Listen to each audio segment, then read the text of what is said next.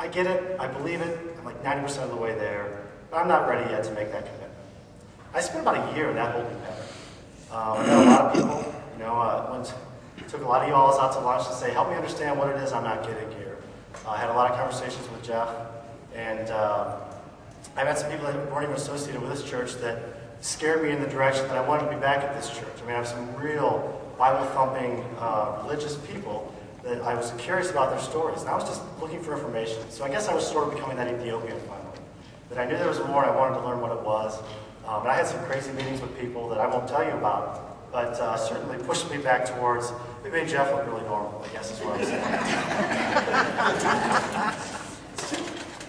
So anyway, Jeff and I are having lunch a year ago, 3-4 months ago, I guess it might have been December. And we talk a lot about this, and Jeff's got that twinkle in his eye that he gets sometimes, and he says, we talk a lot, he says, have you accepted Jesus, Kelly? I said, I was still afraid to say yes, even though I had. And so we're walking out to the car, and we're standing out there, and it's like 10 degrees. And he says, I asked you a question, you haven't answered it yet. And I said, yeah, I know. I was kind of stalling, and I said, all right, yeah, you know what? I'm all in, Jeff. I'm ready. I accept this with all my heart. And he looks at me and says, all right, and you're going to get baptized. So about a month later, maybe 2 months later, I took the big plunge, and I got baptized as an adult. Actually, what's interesting about the story is my baptism took place a year ago on Monday. I hadn't planned on that. It just kind of happened. I hadn't planned on being up here today a week ago. I think about Wednesday or Thursday, I said, Jeff, I think I got something to say. And I think there's people that need to hear it. So the week that we're celebrating my baptism is also the week that I'm standing here doing something that I could never have done before. I don't know why I was embarrassed to talk about it. I don't know why I was afraid to take those risks or those leaps of faith, but I know everyone in here probably can associate with that somewhere in their journey. If they haven't been there, or maybe you're there right now. But if you look at where I've come, and it's kind of interesting because this has just been a crazy week.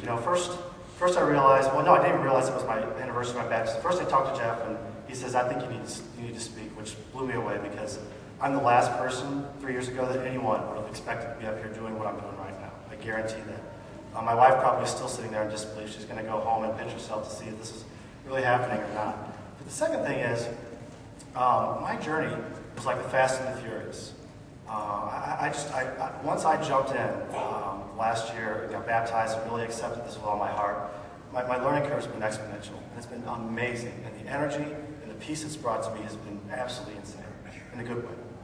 So if you think about, how I get here, it starts really simple. I was the Ethiopian, and I was on the side of the road, and I had questions. I saw that there was a relationship that was missing in my life, and it was a relationship with God. I learned how to pray. I learned actually there's not a style book for it. There's no guide manual. You just talk, right?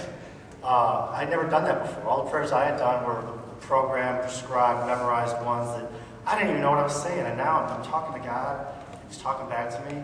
So I learned how to pray. I developed a relationship with God. I talk to him every day. And I probably say the same things you all say every day. What next? What is next for me? So it's kind of funny because if you think about it, look at one of these banners up here, it talks about building a relationship. And I had to let go of Christianity as a religion and realize it was my relationship with my God. Then I look at something else, the more I got involved in Meadowbrook, the more spiritual I became. The more people I knew, I went out with different people, and I won't do it because it'll look like Academy Awards speech up here thanking people, but there's a lot of people out in the audience that I've had some pretty deep conversations with about this, and you all know who you are along the way. And that was a big stretch for me, because I'm an introvert, number one, but number two, talking about something so personal and so foreign to me as faith was a real challenge. And so I reached out to people. No one stands alone, right? No one stands alone. And the more I met people, and the more I talked with people, the more engaged I've become in this church, from Sunday school to trying to start up a men's group and all this other stuff, the stronger I feel as a Christian, and the better I feel about myself and my faith. So no one stands alone. Finally, I had a really interesting week. As I said, I spent a little while on the phone earlier in the week, Friday morning with someone who I think is maybe close to making a decision. I didn't have my user's manual on how to help walk through someone through that process. I've come to find out there isn't one. Jeff was talking about it earlier. If someone who I think is close to a decision, I think this person is probably closer than that person thinks they are. And so we've been talking back and forth, and I told this person what I was doing today. I said, if you want to come, it'd be kind of cool to hear my story. She says, I can't make it, but I'd like to hear your story. So about an hour and a half later on the phone, I realized, look at me. I'm not the Ethiopian anymore. I've become Philip. Here I am talking to someone else. And it wasn't about citing Bible verses, thank gosh, because I couldn't have done that. I'm not a Bible scholar yet. It wasn't about being a minister or preaching a sermon. It was about telling this one person, let me tell you a little bit about how this has happened for me. And her curiosity was funny because she wanted to know why I was so excited about this. She didn't get that.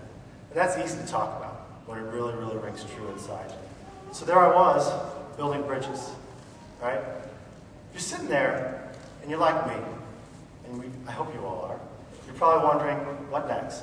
Now, you all are in this room are much further along your path than I started my path 2 years ago, really. I say 3, but it's really been 2 years. So you're already ahead of the game. You're already ahead of where I started. Now, a lot of you are probably further down the path than me. The problem, though, or the challenge, or the exciting thing about this path is that it doesn't have an ending. It's a journey.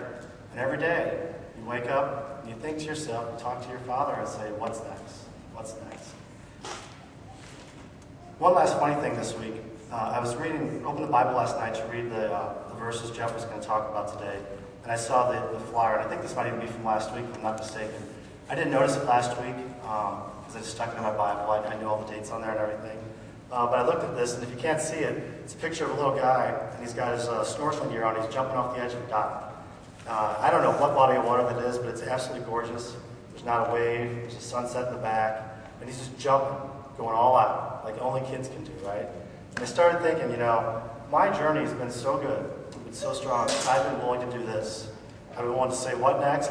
And then just throw myself out there and see where I land. If you're someone who's doing what Jeff talked about, and you're waiting for the answers to hit you like a ton of bricks in the head, I don't think it always works that way. Now, in my case, as I said, I wasn't looking for something. My friends who aren't necessarily Christian or maybe aren't as far along their walk as me, joke around and say, oh yeah, Kelly found God. And I can say, well, guys, it's not really like that. I'm one of those few people, unfortunately, because God found me, because I wasn't looking. And because of an amazing, tragic event, a horrific event in the life of my best friend, I am where I am today.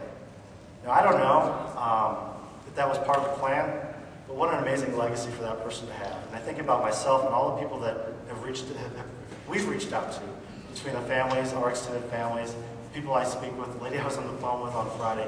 All of that happened because of something that was unpredicted, absolutely horrible. But what an amazing legacy for that person to have left for me.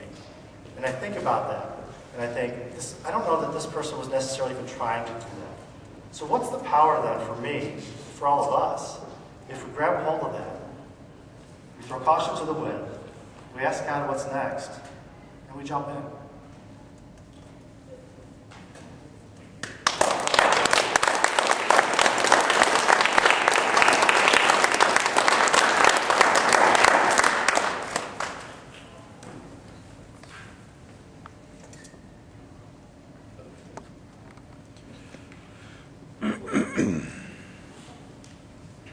I think I've referenced before the church in Chicago, but one of the mega churches in the country is in Chicago, a church called Willow Creek. And Willow Creek started in just an incredible, amazing growth. And they've been going for several decades now. And the minister there is named Bill Hybels. And Bill has come back and said now publicly, and they've actually written 3 or 4 books on it now, saying we as a church failed when we started it because he said we didn't understand